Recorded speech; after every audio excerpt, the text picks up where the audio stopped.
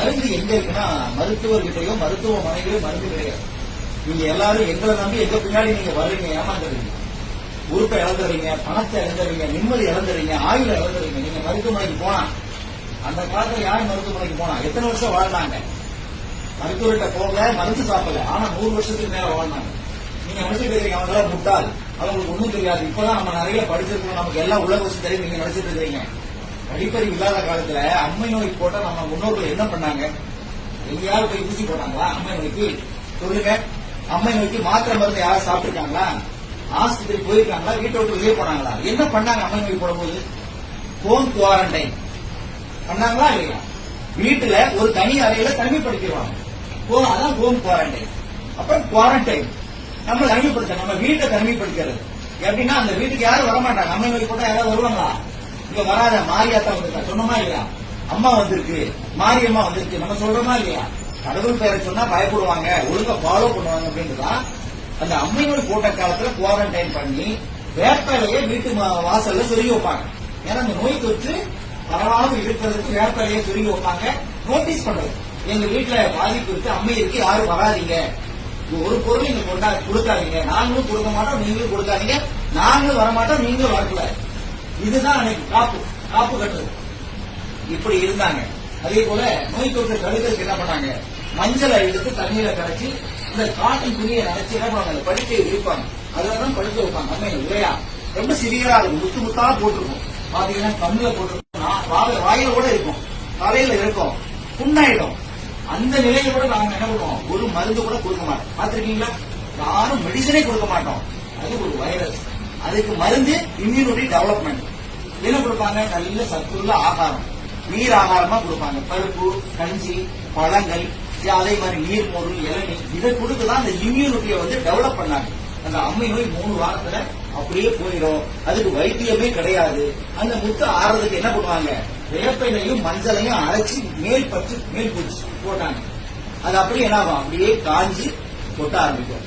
அந்த உதிர காலம் தான் நோய் பரவும் காலம், 3வது வாரம்.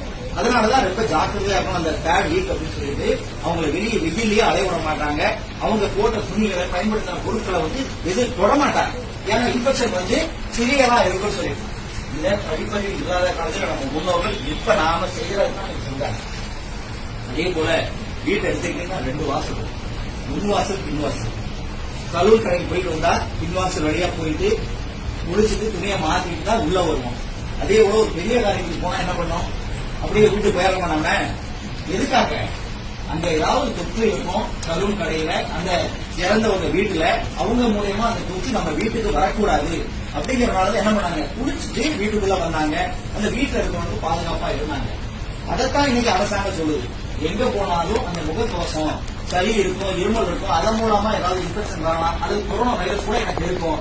இருமும் பொழுது, தும்மும் பொழுது அது அடுத்தவருக்கு பரவக்கூடும். அந்த ஒரு இடைவெளி, 3 அடி இடைவெளி, 1 மீட்டர் இடைவெளியை நீங்க பின்பற்றினா அந்த கிருமி பரவாது. அதுக்காக தான் அந்த முகக்கவசம். அந்த காலத்துல தோல் துண்டு போட்டுக்குவாங்க. இருமல் தும்மல் வந்தா என்ன பண்ணுவாங்க? அந்த துண்டை எடுத்து மறைச்சுதான் இருமுவாங்க, தும்முவாங்க. இதெல்லாம் எவ்வளவு அறிவுபூர்வமா பண்ணிருக்காங்க. எதுக்கு வச்சிருக்கிறோம்? வியர்வையை துடைக்கிறதுக்கு மட்டும் இல்ல, இருமல் தும்மல் வந்தா அதை எடுத்து மறைச்சு இருமறதுக்கு, தும்மறதுக்கு தான் கட்சிட்டு நம்ம பாக்கெட்ல வச்சிருக்கோம். ஆனா அதை நாம எதுக்கும் ஒரு சம்பிரதாயத்துக்காக எல்லாரும் படிச்சு வைக்கிறாங்க, அதுக்காக அப்படின்னு நினைச்சு நம்ம பண்றோம். முன்னோர்கள் புத்திசாலித்தனமா தான் நமக்கு சொல்லி கொடுத்திருக்கிறார்கள். அதையெல்லாம் நம்ம மறந்துட்டோம். இந்த கொரோனா காலத்துல இதையெல்லாம் நீங்க திருப்பி பார்க்கணும். நம்மளுடைய பாரம்பரிய இன்னைக்கு உணவு, பாரம்பரிய மருந்து தான் இன்னைக்கு இம்யூனிட்டியை நமக்கு கொடுக்குது, நோய் தொற்றிலிருந்து பாதுகாக்குது. அதனாலதான் இன்னைக்கு தமிழக அரசு மட்டுமல்ல, மத்திய அரசும் இந்த கபசுர குடிநீரை, நிலவேம்பு குடிநீரை நீங்க எடுத்துக்கீங்க, நோய் தொற்றிலிருந்து உங்களை பாதுகாத்துன்னு சொல்லி தினசரி இன்னைக்கு சொல்லிக்கிட்டு இருக்கிறாங்க. பேப்பர்ல, மீடியால எல்லாத்திலுமே வந்துட்டு இருக்கு. இதை அலட்சியப்படுத்துறவங்களுக்கு தான் இன்னைக்கு இந்த தொற்று. சென்னை வாசிகள் இங்க ஒரு சில உயிரிழப்பு இருந்தா கூட அவங்க எல்லாம் ஒழுங்கா பயன்படுத்தி இருந்தா கண்டிப்பாக அந்த நோய் தொற்று அதிகமாகாம, உயிரிழப்பு ஏற்படாம அது பாதுகாத்து இருக்கும். ஏன்னா ஒரு அலட்சியம் என்ன செஞ்சிடும் அப்படிங்கறதுனாலதான் இன்னைக்கு சென்னையில அதிகமாக பரவிட்டு இருக்கு. இப்ப இது கொடுத்த பிறகு பாத்தீங்கன்னு சொன்னா அதிகமான பகுதிகளில் இருந்ததெல்லாம் இன்னைக்கு கட்டுப்படுத்தப்பட்டிருக்கு. சோ இதுதான் நம்ம பாரம்பரிய மருத்துவ முறை சிறப்பு.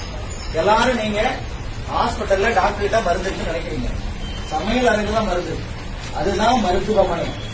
நீங்க தான் மருத்துவர்கள், பெண்கள் தான். நம்ம வீட்டுல இருக்கிற மனைவி, அம்மா தான் குடும்ப மருத்துவர்கள். உங்களை நம்பினா நாங்க ஆரோக்கியமா இருப்போம். மருத்துவர்களை நம்பினா கண்டிப்பா ஆரோக்கியமாக இருக்க முடியாது. நோய் வந்த பிறகு அங்க போறீங்க. நோய் வராம தடுக்கிறது யார்? தடுப்பது எது? யோசிச்சு பாருங்க. நோய் வந்த பிறகு மருத்துவமனை, நோய் வராம இருந்ததுன்னா அதுக்கு யார் காரணம்னா வீட்டில் இருக்கக்கூடிய பெண்கள் தான் காரணம். ஏன்னா நமக்கு என்ன பிடிக்கும், என்ன பிடிக்காது, எப்படி சமைக்கணும், எப்படி ருசியா சமைக்கணும், எவ்வளவு என் வீட்டுக்காரர் சாப்பிடுறாரு, என் பிள்ளைங்க சாப்பிட, மாமனார் மாமியார் சாப்பிடுவாங்க அப்படின்னு சொல்லி பக்கத்துல உட்கார்ந்து அதை பரிமாறி அன்பையும் சேர்த்து இன்னும் கொஞ்சம் சாப்பிடு, இன்னும் கொஞ்சம் சாப்பிடுன்னு சொல்லி நம்மளை கவனிக்கிறது யாரு? மெழுகு வத்து மாதிரி உருகி உருகி உருகி ஒளியை கொடுக்கிறாங்க இல்லையா பெண்கள், அவங்கதான் மருத்துவர்கள். அதனால உங்களுக்கு எல்லாம் ஒரு தைரியத்தை நேரம் கொடுத்துருக்கணும். கடை கடை கடை அடிச்சிருக்காமா எல்லாத்துக்கும் அமைதி, என்ன வேணாலும் பாருங்க அமைதி. உண்மையிலேயே பாராட்டணும் உங்களை. அதனாலதான் இறைவன் எங்களுக்கு அந்த கருவி சுமக்கின்ற பாக்கியத்தை கொடுத்தான். என்ன பொறுமைசாலிங்க, எதையும் தாங்க, இதை எவ்வளவு அடிச்சாலும் தாங்குவாங்க. திருப்பி அடிக்க முடியுமா? விட்டுருவோமா நாம? அதனாலதான் இறைவன் உங்களுக்கு அந்த பாக்கியத்தை கொடுத்தான். நீங்கள் தான் மருத்துவர்கள். அதனால ஆரோக்கியம் உங்களை ஒட்டுமொத்த சமுதாயத்தினுடைய ஆரோக்கியம் பெண்கள் கையில் இருக்கிறது. அதனாலதான் சொன்னாங்க, ஆவதும் பெண்ணாலே அழிவதும் பெண்ணாலே. ஒரு பெண்ணு நினைச்சா புரட்டி போட்டுற முடியும். நாமெல்லாம் ஜாக்கிரதையா இருந்துக்கணும். அந்த வகையில எல்லா நோய்களுக்கும் மருந்து சமையல் அறையில். இப்ப நீங்க நினைச்சிட்டு இருக்கிறீங்க இந்த நரமுடிக்கு உடனே டாக்டர்கிட்ட போறது. சார் இளநரம் சார், என் பிள்ளைக்கு ஏதாவது மாத்திரை, என்ன மாத்திரை இங்க எதுக்கு? நர ஏவதுன்னா சத்து குறைவுனால வரும். அப்ப அந்த சத்து குறைவை நீக்கக்கூடிய பொருள் எங்க இருக்குன்னா சமையல் அறையில் இருக்கு. கருவேப்பிலையை சாப்பிடுங்க, இரும்பு சத்து புரதச்சத்து நிறைய இருக்கு. எள்ளுருடைய கொடுங்க, அதுல நிறைய இரும்பு சத்து புரதச்சத்து. பாசிப்பயிறு, வெந்தயம், உளுந்து, அது முருங்கைக்கீரை, கருவேப்பிலை, இதெல்லாம் சத்து இருக்கு. இந்த இளம் நிறைய போக்கக்கூடியது, கண்ணை பாதுகாக்கக்கூடியது, இதற்கும் மிகச்சிறந்த ஒரு மருந்துகள். அதே போல இப்ப இதய நோய் வந்துருச்சு. எல்லாரும் என்ன பண்றோம்? உடனே இப்ப நவீன மருத்துவத்தை நம்ம பின்பற்றோம். நவீன மருத்துவத்தை புறந்தள்ளுங்க, அது ஒஸ்ட் நான் சொல்ல வரல. 2 முறை மருத்துவங்களும் நமக்கு தேவை. ஆனா நம்மளுடைய மருத்துவத்தில் என்ன சிறப்புன்னு சொன்னா எந்த உறுப்பையும் எடுக்க மாட்டோம். ஆபரேஷனே இல்லாம மருந்துகளை கொடுத்து, மருந்துன்னா என்னது? உணவுப் பொருள், மூலிகைகளை கொடுத்து அந்த நோய்களை முழுமையா குணப்படுத்துறது தான் இந்த பாரம்பரிய மருத்துவத்தினுடைய சிறப்பு. அறுவை மருத்துவங்கிறதே கிடையாது. No surgery. டான்சில்ஸா என்ன பண்ணுவோம்? பூண்டு 100 கிராம் வாங்கு, 100 கிராம் தேன், ரெண்டையும் கலந்து 5 கிராம் பேஸ்ட் எடுத்து வெந்நீர்ல கலந்து அதை கார்கில் பண்ண சொல்றது. வாய் கொப்பளிங்க, காலையில சாயந்தரம் வாய் கொப்பளிச்சு அந்த டான்சில்ஸ் வந்து சுருங்கி போயிடும். ஆபரேஷன் தேவையில்லை. அதே போல இப்ப நேசல் பாலிப்பு, மூக்குல சத வளர்ந்தோம், உடனே நீங்க இயந்திட்டு போவீங்க. அவங்க மருத்துவம் என்ன? அறுவை மருத்துவம். நம்மளுடைய இதுல என்னது? பச்சை கற்பூரம், தேங்காய் எண்ணெய் ரெண்டையும் காய்ச்சி அதை இன்ஹேல் பண்ண சொல்லுவாங்க. அந்த நேசல் பாலிப்பு, அந்த சதை என்னாகும்? சுருங்கி போயிடும். மூச்சு ஈஸியா விடலாம், எந்த பிரச்சனையும் தேவையில்லை. அதே போல ஹார்ட்ல ப்ராப்ளம் சொன்னா அவங்க மருத்துவத்தில் என்ன பண்றாங்க? ஸ்டண்ட் வைக்கிறாங்க, ஆபரேஷன் பண்றாங்க. அப்போ அந்த காலத்துல இதய நோய் இல்லையா? இல்ல இதயமே இல்லாம போச்சா? நோய் வரலையா? இப்படி நோய் வரலைன்னா எப்படி 4448 நோய்கள் வருதுன்னு தனிச்சிருப்பான். இதய நோயும் உண்டு. அதுக்கு என்ன கொடுத்தாங்க அப்படின்னா இஞ்சி, பூண்டு, மிளகு, இதுதான் மருந்து. அந்த இதய வாழ்வு அடைப்பு ஏற்படாம, ரத்த ஓட்டத்தை சீராக்கி, ரத்த கொதிப்பு இல்லாம, கொழுப்பு சேராம பாதுகாக்கக்கூடிய உணவுப் பொருட்கள் என்னன்னா இஞ்சி, பூண்டு, மிளகு தான். அதனாலதான் சொன்னா 10 மிளகு இருந்தால் 12 வீட்டிலும் சாப்பிடலாம் சொன்னாங்க. காலையில் இஞ்சி, கடும்பகல் சுக்கு, மாலையில் கடுக்காய். எவ்வளவு அழகா சொல்லியிருப்பாங்க. காலையில் இஞ்சி, கடும்பகல் சுக்கு, மாலையில் கடுக்காய். மண்டலம் 48 நாட்கள் உண்ணா சாப்பிட்டா கோலை ஊன்றி குருவி நடப்பவர், கோலை வீசி குழாவி நடப்பாரு. காலையில இஞ்சி சாறு, இஞ்சி, எலுமிச்சம்பழம், நெல்லிக்காய், இது எல்லாமே காயகற்பம். காயகற்பம் அப்படின்னா காயம்னா உடம்பு, உடல். கற்பம்னா நரை, பிறை, மூப்பு, சாவு வராமல் தடுக்கக்கூடியது. அதனாலதான் காயகற்பம். இஞ்சிக்கு அந்த குணம் உண்டு, மிளகுக்கு அந்த குணம் உண்டு, நெல்லிக்காய்க்கு அந்த காயகற்ப குணம், எலுமிச்சம்பழம் காயகற்ப குணம் உள்ளது. அதனாலதான் காலையில் இஞ்சி, அந்த இஞ்சியை இடிச்சு சாறு எடுத்து 5 ml இஞ்சி சாறு 10 ml தேன் கலந்து காலையில விருவத்துல சாப்பிட்டீங்கன்னா காயகற்பமாக இந்த உடலை இந்த இஞ்சி பாதுகாக்கும், நோயே வராது. கரும்பகல் சுக்கு, அந்த சுக்கு பொடிய பசி இல்ல, செரிமானம் இல்ல, வயிறு உப்புசமா இருக்கு, தொப்பை இருக்கு அப்படின்னு சொன்னா அந்த சுக்கு பொடிய சாதத்துல போட்டு நெய் போட்டு பிசைஞ்சு சாப்பிடுவாங்க. இந்த தொந்தரவெல்லாம் சரியாகும். அதே போல 11 மணிக்கு நம்மள மாதிரி இன்ஸ்டன்ட் காஃபியோ, ப்ரூ காஃபியோ, டீயோ கிடையாது. பாலே சேர்க்க மாட்டாங்க. சுக்கு மல்லி காஃபி தான் சாப்பிடுவாங்க. சுக்கு மல்லியும் இந்த ரத்த ஓட்டத்தை சீராக்கி புத்துணர்ச்சியை கொடுக்கும், கொழுப்பை எரிக்கும். அதனாலதான் அந்த சுக்கு மல்லி காஃபி. கடும்பகல் சுக்கு, மாலையில் கடுக்காய்.